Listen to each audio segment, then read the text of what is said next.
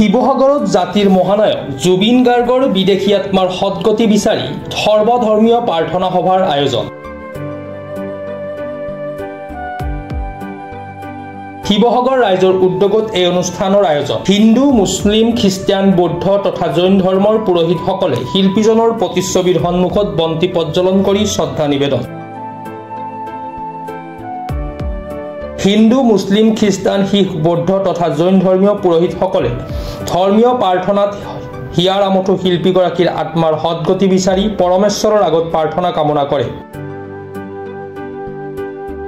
সকলো ধৰ্মাৱলম্বী লোকসকলৰ স্বতঃস্ফূৰ্ত অংশগ্ৰহণ। অসমীয়া জাতিৰ হিয়াৰ আমঠু আমাৰ প্ৰাণৰ শিল্পী জুবিন গাৰ্গৰ বিদেহ আত্মাৰ সৎগতি কামনাৰ্থে শিৱসাগৰবাসী ৰাইজৰ উদ্যোগত আজি শিৱসাগৰৰ দৌলমুখ চাৰিআলিৰ সুধাকণ্ঠ ডক্টৰ ভূপেন হাজৰিকাৰ প্ৰতিমূৰ্তিস্থলীত এক সৰ্বধৰ্ম প্ৰাৰ্থনা সভাৰ আয়োজন কৰিছোঁ। ইয়াত স্বতঃস্ফূৰ্তভাৱে বিভিন্ন ভাষা ভাষী বৰ্ণধৰ্ম সম্প্ৰদায়ৰ ৰাইজ একত্ৰিত হৈ এই প্ৰাৰ্থনা সভাত অংশগ্ৰহণ কৰিছে, শিল্পীগৰাকীৰ প্ৰতি শ্ৰদ্ধাঞ্জলি নিবেদন কৰিছে। আৰু আমিও সকলোৱে সমস্যৰ পৰমেশ্বৰৰ ওচৰত প্ৰাৰ্থনা জনাইছোঁ তেখেতৰ বিদেহ আত্মাই যাতে সৎগতি লাভ কৰে।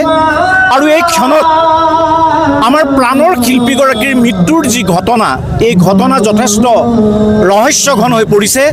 সমস্যৰে ইয়াৰ এটা উচিত তদন্ত বিচাৰিছে, ৰাইজে ন্যায় বিচাৰিছে, সমগ্ৰ অসমবাসীয়ে ন্যায় বিচাৰিছে।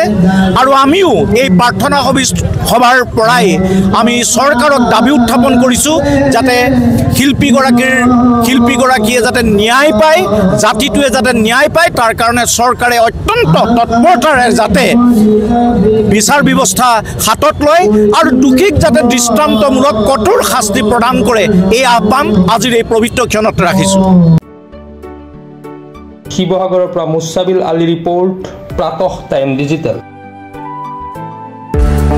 অসমৰ নপুৰণি কবি সাহিত্যিকৰ বাবে সুখবৰ। প্ৰভাতী অসম সংবাদ গোষ্ঠীৰ দ্বাৰা পৰিচালিত সাপ্তাহিক কবচে আয়োজন কৰিছে এখন কাব্যগ্ৰন্থৰ প্ৰতিযোগিতা। সগৌৰৱেৰে ৩০টা বৰ্ষত খোজ থোৱা অসমীয়া সাপ্তাহিক কবচ কাকতখনৰ উদ্যোগত কাব্যগ্ৰন্থ প্ৰতিযোগিতাৰ আয়োজন কৰা হৈছে।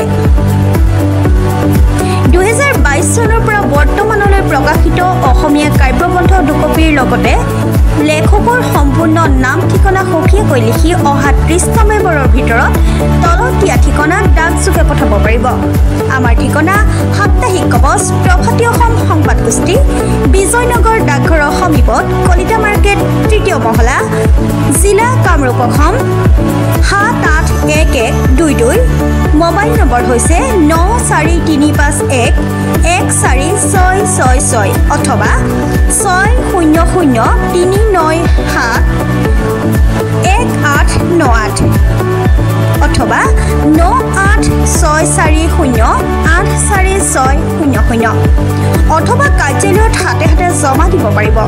এই প্ৰতিযোগিতাত বয়সৰ কোনো সীমা নাই। অহা জানুৱাৰী মাহত ফলাফল ঘোষণা কৰাৰ লগতে বঁটাসমূহ বিতৰণ কৰা হ'ব। সকলো প্ৰতিযোগীকে মানপত্ৰ প্ৰদান কৰা হ'ব।